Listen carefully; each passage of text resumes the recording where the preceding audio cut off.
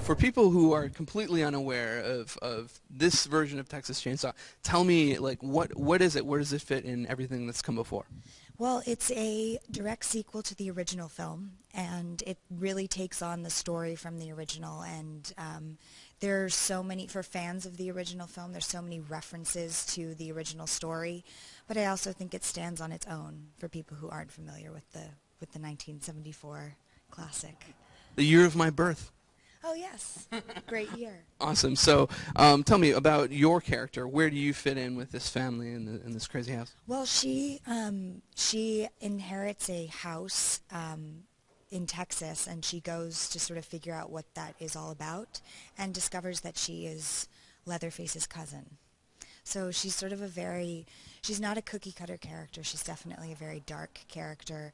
And then her sort of evolution as a character is very interesting after she discovers who she really is and what she intends to do with that information. Yeah, that sounds like some pretty terrible news.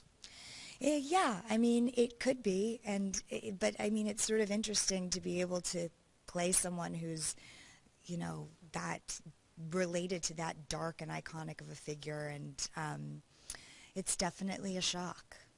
Well, tell me about the house. Is it patterned after the house from the original? We do have the shots from the original house, but this house is not. This house is a new house. Cool. So Tobe Hooper, who directed the first one, it was a like crazy movie set, one of the like most harsh movie sets in movie history. What was it like on this set? Anything like that? It was rough. It wasn't quite as rough from the stories that I've heard from the original. We shot in Shreveport, Louisiana in July and August, so it was very, very hot. It was like 106, 110 degrees some days.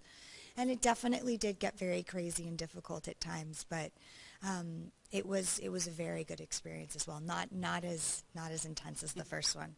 Tell me about your sort of like most brutal day on set. What scene was it, and what did you have to do?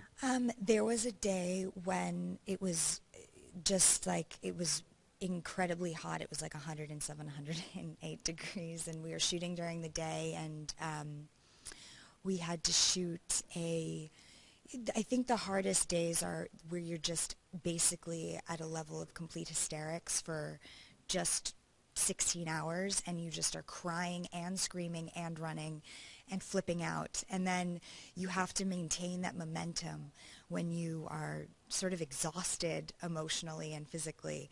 So those are the most difficult days, but they're also it's a great challenge for an actor at the same time. And so you're doing that in sort of a harsh climate, and those are basically the hardest days.